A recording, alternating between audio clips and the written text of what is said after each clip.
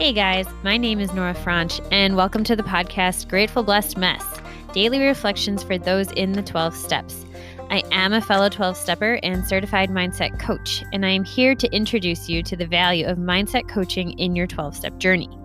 So if you feel like you are stuck in the steps, if you're slipping and sliding with your abstinence, mindset coaching may help you as it did me, and you can find me at CatholicMindsetCoaching.com.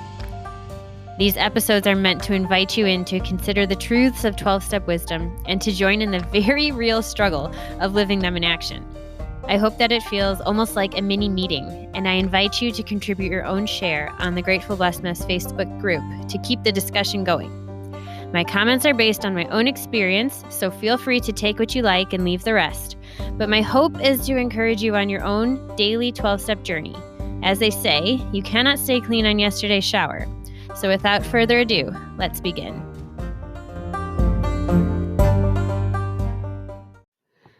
Hey guys, we are reading from A Day at a Time, August 19th. Here we go. How does the program work? Newcomers sometimes ask. The two answers I most often hear are very well and slowly. I'm appreciative of both answers, facetious as they may first sound, because my self-analyzing tends to be faulty. Sometimes I've failed to share my defects with the right people. Other times I've confessed their defects rather than my own. At still other times, my sharing of defects has been more in the nature of shrill complaints about problems.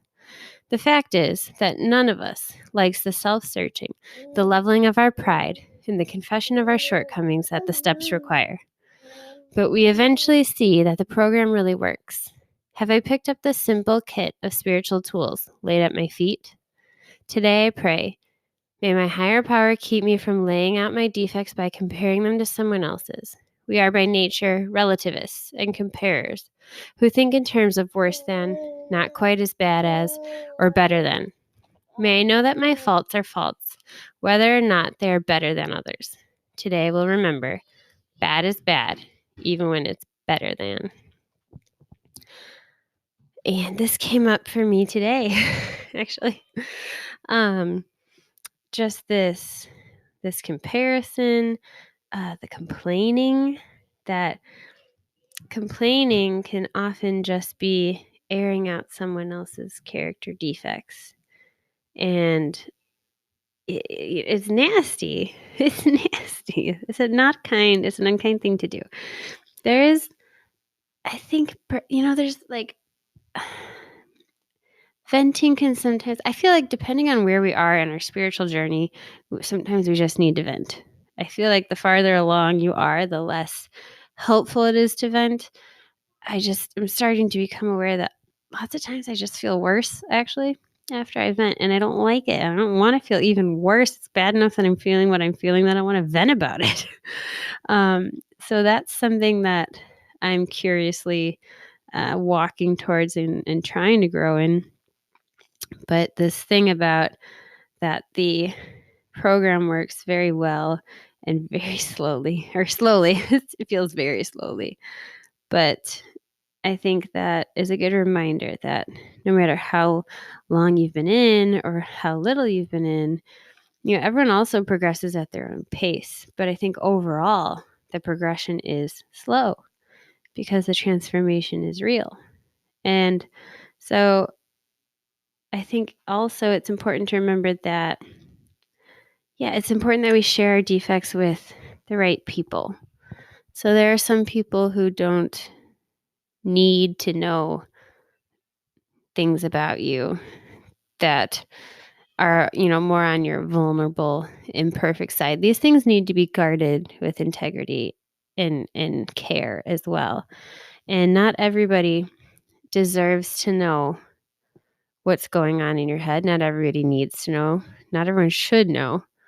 But I think this part that some people don't deserve to even know the truth about certain things is very interesting. And it's actually, I came across that on, it's called Pints with Aquinas, but particularly Father Gregory Pine did this, you duke it out. What's that called?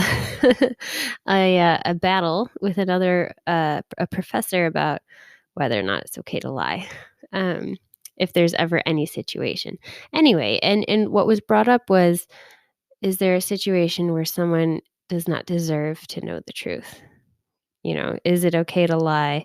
And are we even able to distinguish whether or not someone deserves to know the truth? And I just bring that up because I have been in abusive relationships myself.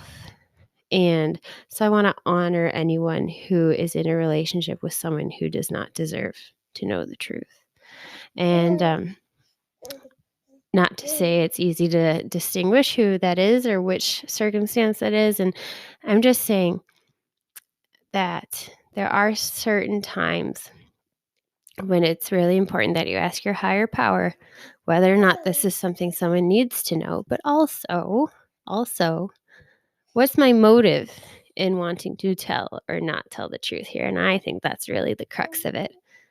Am I seeking to protect my ego?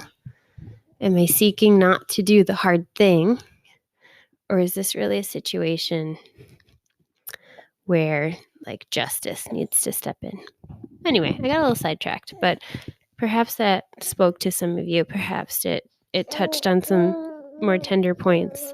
And if it did, my heart is with you. With that, I pass.